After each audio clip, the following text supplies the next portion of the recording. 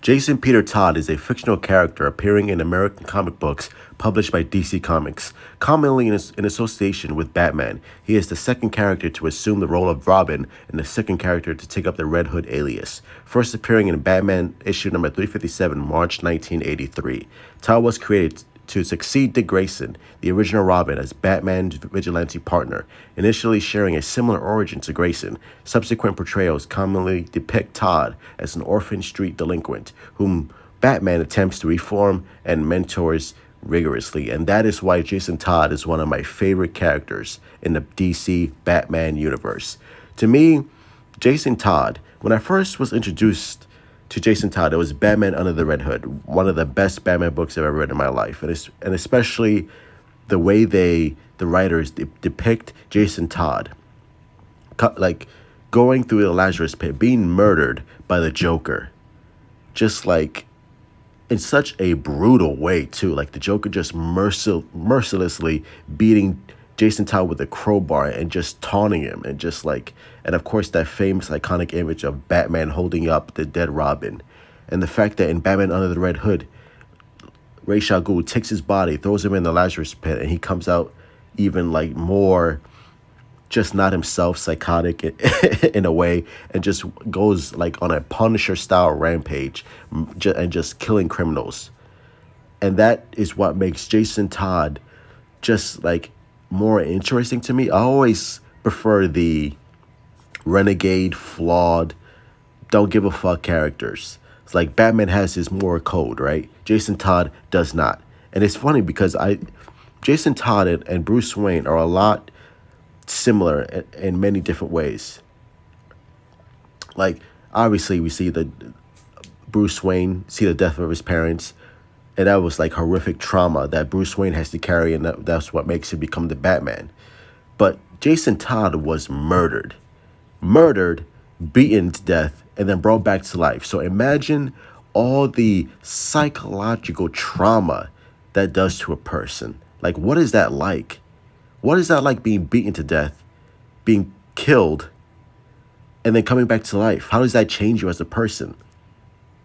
And what Jason Todd decides to do with that rage, that trauma, is to go out and inflict more damage upon those who wronged him, or those who wrong people, those who are criminals. And that stark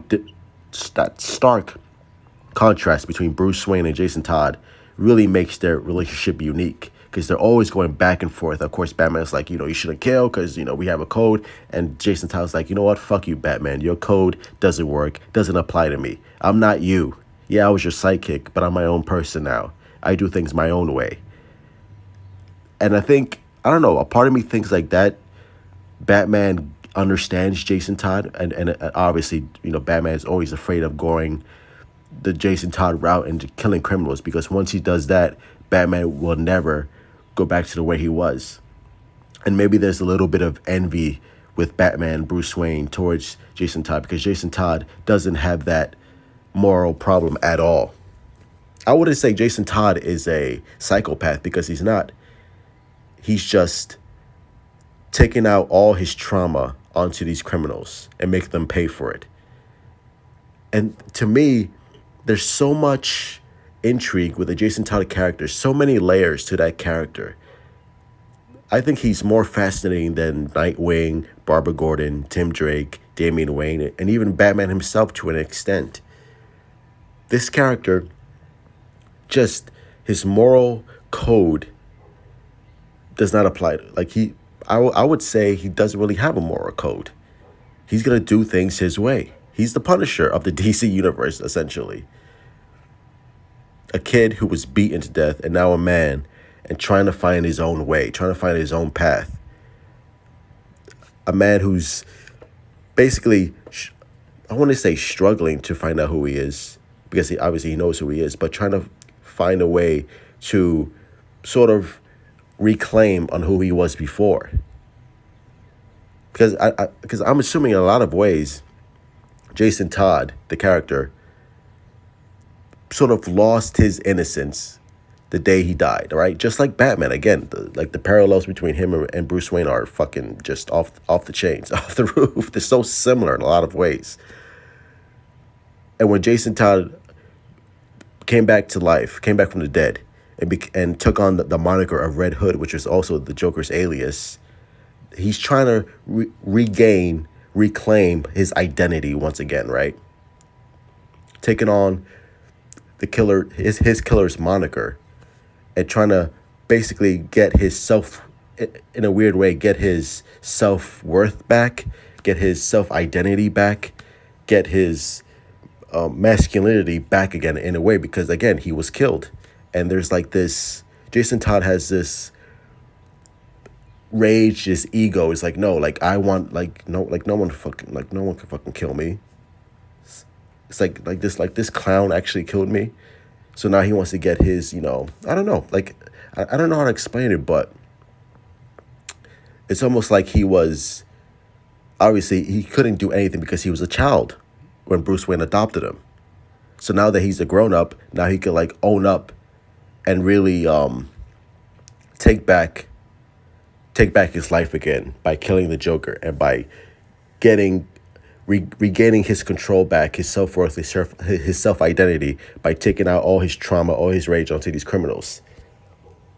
And that to me is what makes Jason Todd a very intriguing character. Again, there's so many layers to the character, like there's so much complexity to the character that it's really, I don't think his character doesn't really get that much respect, obviously, because Dick Grayson's the first, and you have Tim Drake and Damian and stuff like that. But to me, Jason Todd is the one who's the most psychologically scarred and the most psychologically complex character, because again, there's so many layers to him. He's not just this kid who rose back from the dead. He's not just this vigilante who's killing criminals. He's a kid trying to reclaim, again, like I said, his identity, trying to find his place among the Bat family in a lot of ways, because he's so different. He's so different from everyone else. And in a lot of ways, he's much more mature because he's been through the most horrific trauma that anyone can even imagine. He's an outlaw. He doesn't fit in with the Bat family. He doesn't. He goes on his own. He's a character who I think is better on his own. And he's a character who uses guns. The Bat family does not use guns. He uses guns, again, to further distance himself from the Bat family. He's his own man. He's his own character. This is a guy who's suffering from PTSD. I imagine if someone fucking slams a crowbar on the floor, he's going to fucking freak out. Again, just like Batman, this is like a character who's suffering from trauma.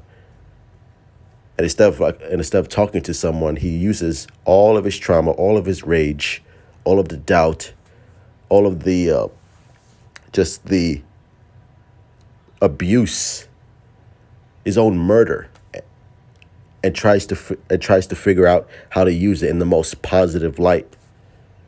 Because this is a character that can easily go off the rails, go off the hinges, and start just killing innocent people, but he doesn't.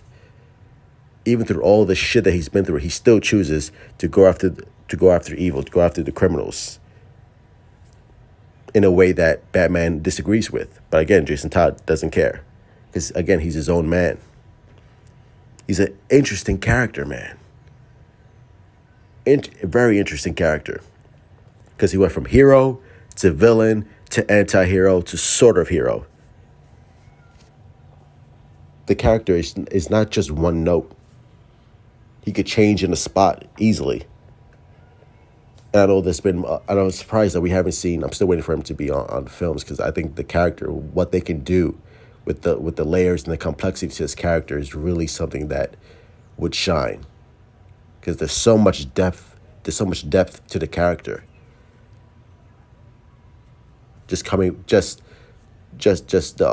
Death, life, and rebirth, all in this one character, and how he struggles to find his place within the Batman ranks and the Batman family, or in the world. Really interesting stuff. So anyway, those are my thoughts. This is a DC character spotlight on one of my favorite Robins, Jason Todd. So hit like, subscribe, all that good stuff. Truth out.